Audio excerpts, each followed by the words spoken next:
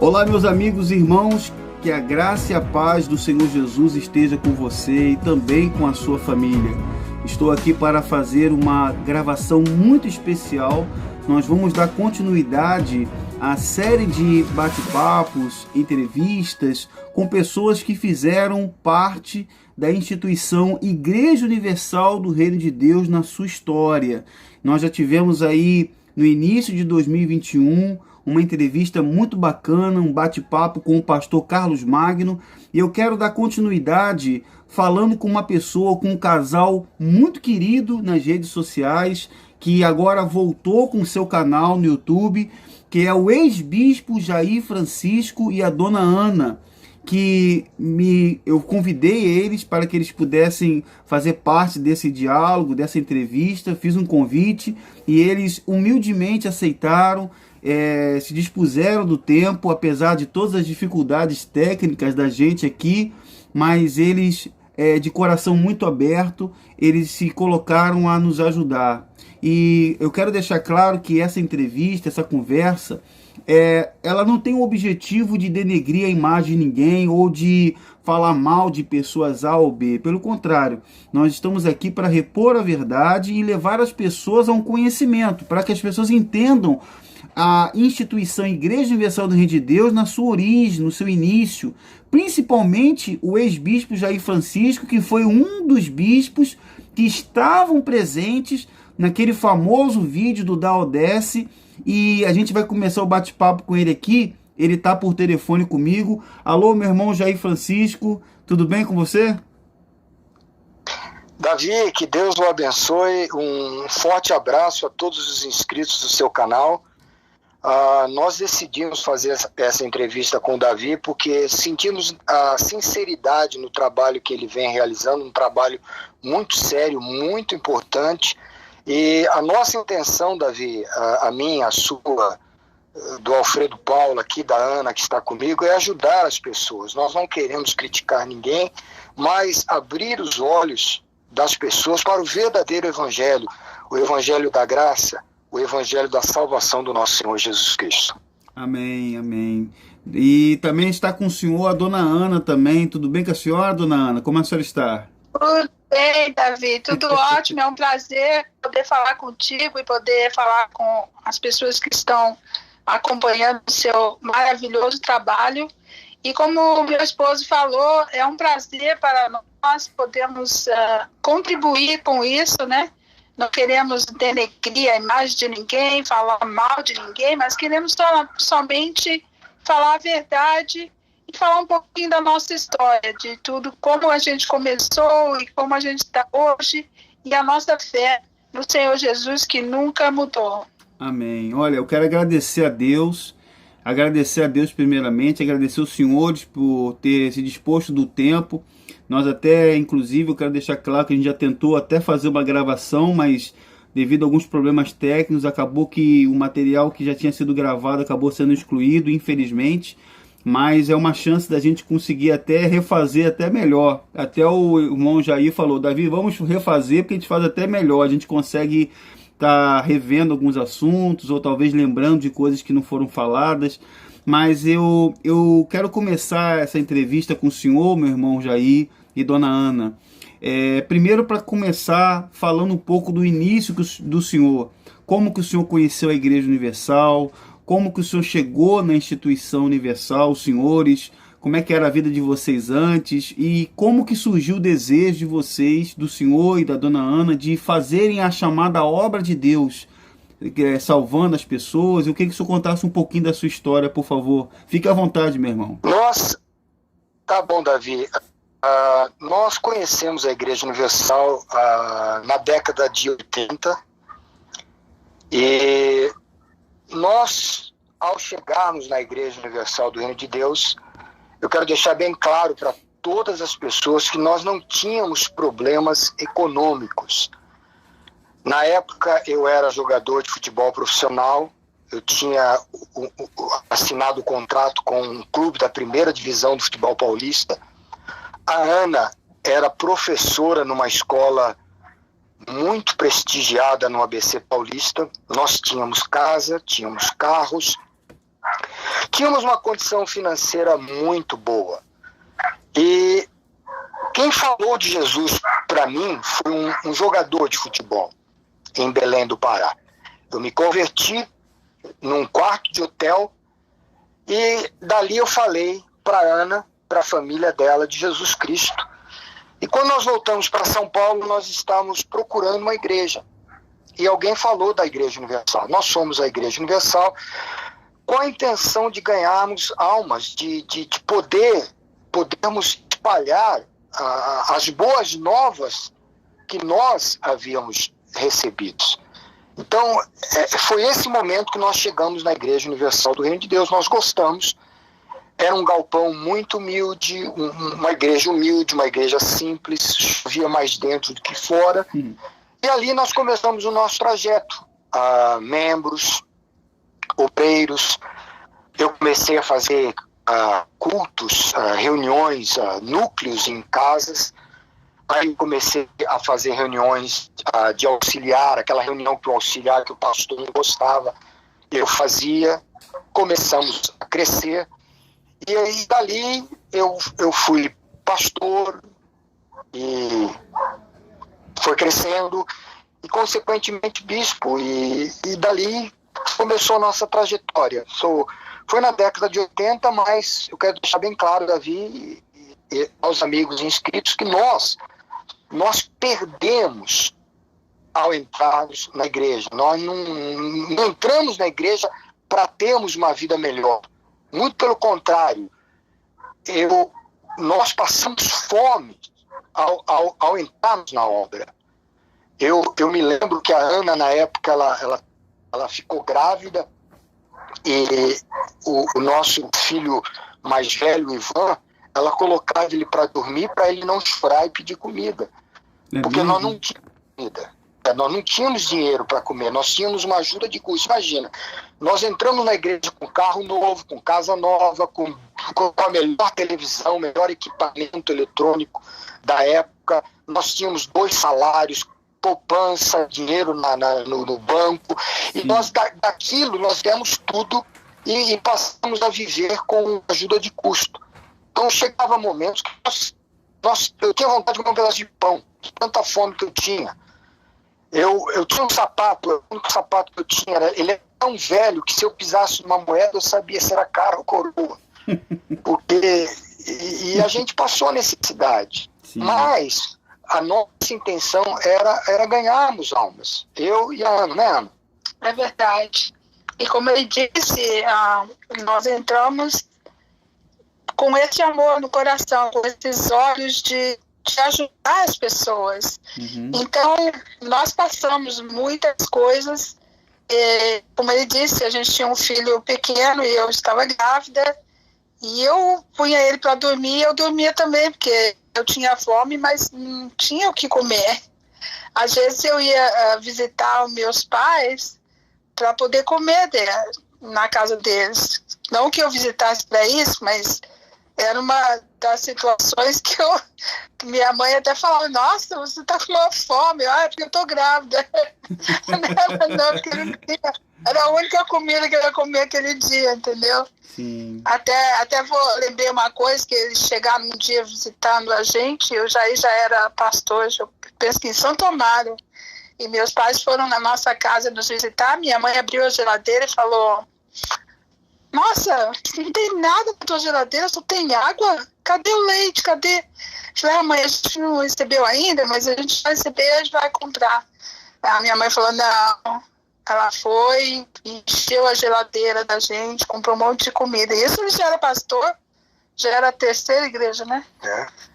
Da igreja de Santo Amaro. Você só me permite, é interessante os senhores estarem falando sobre esses assuntos, porque aí são 2 situações que eu estou percebendo nesse diálogo, nesse início, que chama atenção, principalmente das denúncias que temos feito ultimamente. Primeiro, que a senhora estava grávida. Isso quer dizer que quando vocês estavam na obra, vocês tinham filhos, pelo menos tiveram filhos. E a segunda situação... Sim, senhora, pode falar, dona Ana. Não, eles eram bem aceitos, os filhos, não tinha problema nenhum você ter filho. Era Sim. Como meu esposo comentou comigo, ele falou que eram bem-vindos, seriam para ganhar mais almas. Não tinha nenhum problema você ter filho. Eles eram bem-vindos. Pois é, eu inclusive ia perguntar isso ao irmão Jair Francisco, porque ultimamente o que acontece, a gente sabe, já estamos divulgando isso, estamos denunciando já tem tempo isso, que é uma imposição da Igreja Universal, por mais que a liderança negue. Mas eu mesmo já fui à audiência do Ministério Público, audiências aqui no Rio de Janeiro, com casais, com pastores que fizeram a operação forçada da vasectomia. Nós já estivemos diante da justiça, porque foram obrigados a fazer. Ultimamente os pastores têm essa imposição, inclusive eu tenho comigo um material que não foi divulgado ainda, acredito que tem pessoas que já têm isso em mãos, de uma determinação foi passada pela liderança da Universal. É um vídeo do bispo Randall Filho obrigando os pastores atuais a assinarem um termo que esse termo é como se eles mesmos estivessem querendo, assumindo que a vontade de fazer a vasectomia parte deles, como uma imposição. E quando a gente ouve os senhores dizendo que na época era uma alegria, que o pastor podia ter filho, eu queria que o irmão Jair também falasse um pouco sobre isso. Como é que era a relação da instituição com o pastor que tinha filho na época, para as pessoas que talvez não saibam. Davi, eu vou te falar uma coisa. Quando eu falei pro meu líder que a Ana estava grávida, foi uma festa, foi uma alegria. Havia um ditado, dizia-se assim: 1 é pouco, 2 é bom, 3 é demais. Quer dizer, nós éramos orientados a ter pelo menos dois filhos. Sim. Você está me entendendo? Sim. Era bem aceito. E outra coisa, eu me lembro, Davi, da primeira reunião, eu era líder de Minas Gerais, nós tivemos uma reunião num lugar muito chique, no litoral paulista, chamado o Refúgio do Corsário. Os mais antigos lembram desse lugar. Era um hotel muito isolado no litoral paulista. A igreja alugava todo o hotel, nós ficávamos lá uma semana. E ali, meu amigo, o couro comia bebida para todo lado, e filme pornográfico e tudo mais. Mas eu me lembro, Davi, da primeira reunião com o Edir Macedo, falando da vasectomia. E foi o seguinte, não é obrigado, mas eu vou dizer exatamente as palavras do Macedo para que você entenda, para que todos que estão inscritos no teu canal entendam como que é feita um terrorismo espiritual na mente dos pastores e das esposas. Quer dizer, legalmente não é obrigado a fazer vasectomia, mas se você não fizer, você não vai crescer. Então foi o seguinte, nós tivemos essa reunião, o Macedo veio lá, eu acho que lá de Nova York. Nós fomos mas um montão de pastores e bispos para esse lugar, para o Refúgio do Corsário. E o bispo fez uma reunião com todo mundo, pastores e esposas. Ele disse o seguinte: olha, a igreja agora vai começar a crescer, nós vamos começar a ir no mundo todo. Até então, nós tínhamos igreja só em Nova York com o bispo Macedo. E ele falou: nós vamos começar a abrir igreja em Portugal, em México, e nós vamos mandar pastores. Mas o pastor que tem filho, ele vai para o fim da fila. O pastor que não tem filho, ele vai ter mais chance de crescer e de ir para esses lugares. Você está entendendo Sim. A minha explicação? Quer dizer, eles não colocam o revólver na cabeça do pastor e faz, você tem que fazer. Mas na época era falado que se você não fizesse, você não ia crescer. Se você não cresce, você não vai ter uma boa condição. Então, quer dizer, naquele momento, todo mundo quis fazer vasectomia. Eu me lembro que eu fui o primeiro. Eu fui o primeiro em São Paulo, eu vou fazer vasectomia. Mas quando o senhor teve, o senhor me permite cortar o senhor, mas antes disso, quando o senhor teve o filho, na época, no início, quando os pastores tinham, o senhor dizendo que, me parece que o senhor tinha feito, até na gravação que a gente fez, mas não... acabou que ela se perdeu, o senhor contou que o senhor chegou a contar para o seu líder e foi uma alegria total, né? Não, foi. Quando eu falei que a Ana estava grávida, que a gente ia ter o segundo, não, foi uma alegria. O pastor, o meu líder, ficou feliz. Ele falou, eu também tenho 2 filhos, isso é legal. E é isso mesmo, que a gente vai ter mais ganhadores de almas ou ganhadoras de almas. Quer dizer, era muito bem-vinda a ideia de se ter filhos, até aquele momento em que o Bispo Macedo ele colocou, falou, se você não fizer, você não vai crescer. Aí, mas antes era bem-vindo. Eu posso testemunhar. A Ana ficou grávida e ninguém falou para ela fazer nada. Ao contrário, a gente foi bem aceito. Mas, deixa eu acrescentar uma coisa.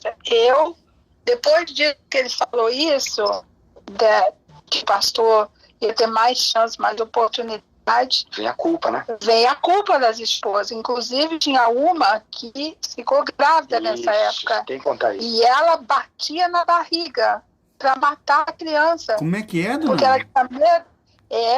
Ela batia na barriga para ela perder a criança, para o marido poder crescer. Porque se tivesse, não ia crescer. O desespero das esposas ficou tão grande que as esposas tinham medo. Então o marido começou a fazer vasectomia, os maridos começaram a fazer. Eu acredito até, a senhora me permite colocar aqui, cortando um pouco a senhora, que eu acredito até que nas reuniões posteriormente, caso acontecesse do marido não crescer financeiramente, o motivo era justamente esse, né? Então falavam, tá vendo aí? Eu falei pra vocês não ter filho, olha aí, ó, a culpa é isso aí. Então, às vezes o Macedo falou. Muitas vezes foi falado isso. Então, as esposas que tinham filhos, imagina, ficava. E olha, eu posso afirmar, nós viajamos vários lugares, os meninos nunca foram um impedimento em nada. Ao contrário, foi uma bênção. Então, eu quero enfatizar bem claro isso, que quando começou essa história de ele não crescer, de ele não ter oportunidade de ir para o fim da fila, ficou um desespero. Você pode imaginar a cabeça das esposas, dos maridos. Agora eu não vou nem fazer mais nada, porque não quero ficar grávida, eu vou operar. Meu Deus. E eu operava até sem falar com a esposa, às vezes, porque o desespero era tão grande. Eu operei sem falar com você. O Jair operou sem me falar nada. Meu Deus. A gente já tinha 2, a gente já tinha uma ideia de não ter mais, porque a gente fazia a obra e realmente você tem a criança, mas eles nunca me atrapalharam em nada. E eu não tinha empregada, não tinha nada disso na igreja. Fora, quando a gente entrou, eu tinha, depois não. Mas aí, quando foi feito isso, ele foi. E aí voltou para casa, ele falou, olha, eu tenho uma surpresa, eu fiz a vasectomia. O quê? Mas, entendeu? Como a gente já tinha 2, mas assim foi. E aí muitos outros fizeram assim também. Davi, nós conhecemos essa esposa.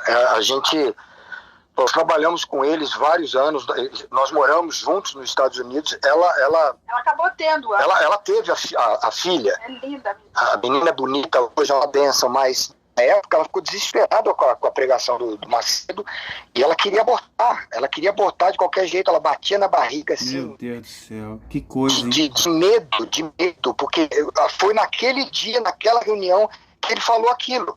Ali começou a ideia da gerada vasectomia. Sim, e sim. Ali começou. Tem gente, Davi, tem gente que não acredita que a igreja era diferente. Essa nova geração, esse pessoal mais novo, quando a gente faz a crítica ou as denúncias, quando a gente mostra, a gente fala a verdade, a gente fala o que a gente viu, eles pensam que a gente está mentindo porque eles não acreditam que a igreja antes era uma igreja boa. Quando nós conhecemos a Igreja Universal, era uma igreja que se preocupava em ganhar almas. Nós tínhamos a reunião de manhã, a reunião do Espírito Santo. Se pedia oferta? Se pedia. Mas não tinha esse negócio de sacrifício, de prometer que você vai dar e vai ser milionário, essa teologia da prosperidade.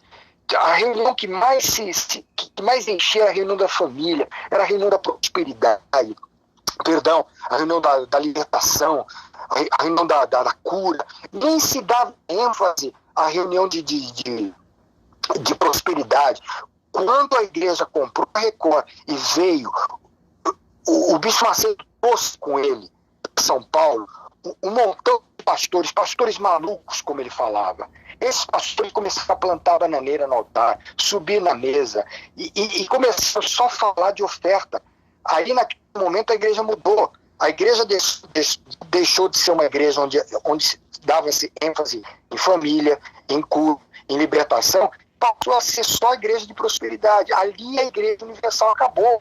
Sim. E nós, eu e a Ana, nós começamos a ver coisas. Quando você começa a crescer, você começa a fazer parte daquele círculo mais íntimo, que era, na época, era o Carlos Magno, era o Rodrigues, era o Paulo Roberto, era o Gonçalves, deixa eu ver quem mais, o Didini. Aí eu comecei a fazer parte desse grupo. A gente ia para retiros em Goiânia, na Bahia, e aquela reunião da ODS. O senhor estava lá, né? Então, eu estava lá nessa reunião. Essa reunião já tinha um pouquinho mais de gente, tanto que deu para jogar futebol. Mas eu comecei a fazer parte das reuniões um dia, 10, 12 bispos, 10, 12 pastores. Eu me lembro de ir para reuniões em Goiás, num retiro muito chique, um hotel, pousadas das águas quentes, uma coisa assim. E nessa reunião só era o Gonçalves, era o Rodrigues, era o Carlos Magno, era como é que chama, o Valdomiro, Paulo Roberto, era o Paulo Roberto, o Von Held, o Renato Maduro. Exatamente, era só a cúpula. Era só a cúpula. E nessas reuniões é que o pessoal soltava. Aí o pessoal bebia vinhos caríssimos. Na França, por exemplo, quando eu abri a igreja na França, o Paulo Roberto e o Macedo foram lá, eles ficaram na minha casa, quer dizer, eles foram para ficar na nossa casa. A gente morava num apartamento pequeno na França, porque a igreja era pequena. A Ana pode até contar a história melhor. Nós alugamos na França um apartamento de 2 quartos, num lugar simples, e nós tínhamos um carro simples. E ele foi para ficar na nossa casa, mas quando ele viu a nossa casa, nós temos que ir usar o banheiro, porque um banheiro pequenininho, era uma coisa simples. Tinha que entrar de costa para poder sair de frente. Porque... era uma casa simples, a igreja era simples. E aí, não, eles não quiseram ficar na nossa casa, foram para um dos hotéis mais de luxo em Paris. E aí eles iam almoçar, jantar toda hora. E eram vinhos caros, Davi. Era aqueles vinhos que na época custava $1.000, $800, uma garrafa de vinho, e o pessoal tomava. Isso eu estou falando em 1991. Sim. Quer dizer, rapaz, eu me lembro que o Paulo Roberto, na época lá em Paris, ele abriu a mala, eu fiquei bobo. Tinha dinheiro de todos os lugares do mundo, rapaz. Tinha dólar, tinha... Paulo Guimarães. Paulo Guimarães. Quer dizer que ele abriu a mala e mostrou para o senhor todo tipo de... Onde ele quisesse ir, ele estava bem. Eles tinham dinheiro de todos os lugares da Europa, e dólares. E era assim, a mulher dele na França, a Ana pode falar, ela comprou um quadro, né, Ana? Caríssimo. A gente saiu, né, não me lembro qual rua que era, mas a rua mais famosa. Aí ela comprou um quadrinho, que era o quê? Talvez $2.000, eu não lembro quanto era, 5.000 francos, 10.000 francos. 10.000 francos eram $2.000 na época. Um quadrinho de nada, eu fiquei, oh meu Deus, você não sabe, você fica com bons olhos, né? A gente percebe que esbanjava com o dinheiro doado, né? Esbanjava, e a gente vivia com pouquinho, né? A igreja era pequenininha, a gente dava um frio que levava, eu não tinha nem sapato, nem bota, usava um sapatinho com frio no pé danado. O pessoal de casaco. E o pessoal, casaco só, entendeu? Então, continuando por aí. Quer dizer, esbanjavam muito, né? Pelo que eu tô percebendo, quando eles se reuniam para gastar, né? Não, nunca teve limite de dinheiro, Davi. Isso era tremendo, a coisa era tremenda.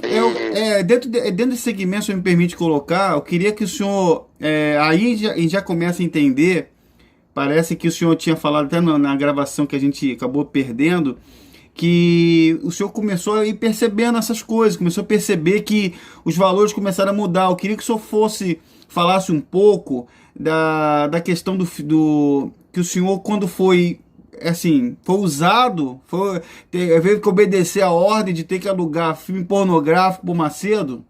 Se eu contasse um pouco sobre isso aí, que você teve que entrar na locadora para alugar filme pornográfico para Edir Macedo passar para os pastores. Eu era pastor na época de uma igreja na capital paulista, Pinheiros.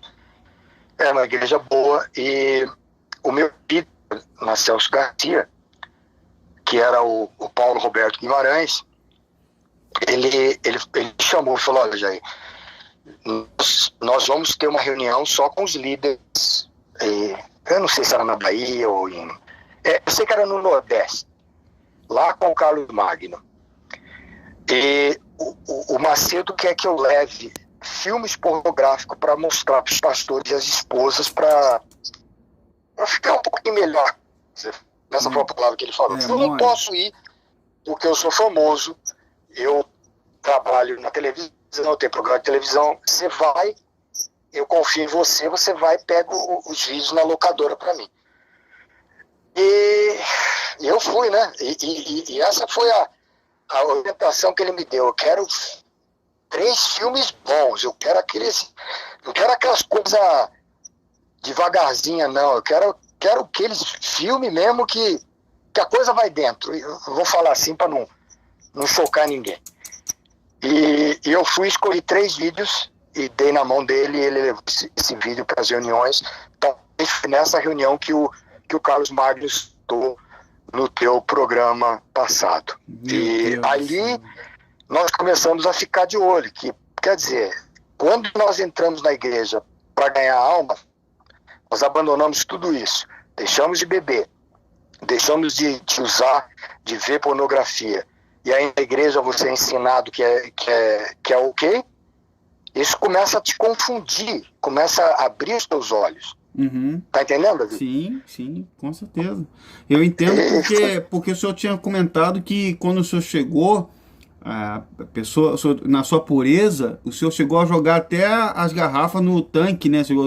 A bebida fora, né? Foi isso que o senhor falou? Quando eu jogava, eu gostava de tomar minha cervejinha. Final de semana, por exemplo, quando não tinha jogo, eu tomava minha cerveja, comia minha pizza, o meu vinhozinho. Quando eu entrei na igreja, eu joguei tudo fora. Eu fui no tanque do quintal da nossa casa, eu abri as garrafas, joguei tudo fora. Eu só tomava refrigerante. E o pessoal que trabalha comigo, que trabalhou comigo na igreja, eles podem testemunhar. Os que estão agora, eles não podem falar porque eu nunca fui de beber na igreja. Eu nunca fui de beber. Uhum. Porque eu bebia antes. Eu bebia antes de entrar na igreja. Quando eu fui líder, eu nunca fui de beber. Então, nenhum pastor ou bispo que trabalhou comigo falou: o Jair bebia também. Não, é mentira, porque eu não bebia. Mas eu comecei a ver o pessoal beber. E bebia vinhos caros. O senhor imaginaria, o senhor quando chegou na instituição, o senhor olhando para eles pregando lá, falando, o senhor imaginaria que eles bebiam? Não. Bebiam desse jeito, né? Mas eu quero que o pessoal entenda, por exemplo, não é tomar um vinhozinho na hora da refeição, é beber. Eu vi cara beber de ficar bêbado. Meu Deus. Eu vi a cara beber de uma garrafa atrás da outra. Eu não fazia nada sem beber.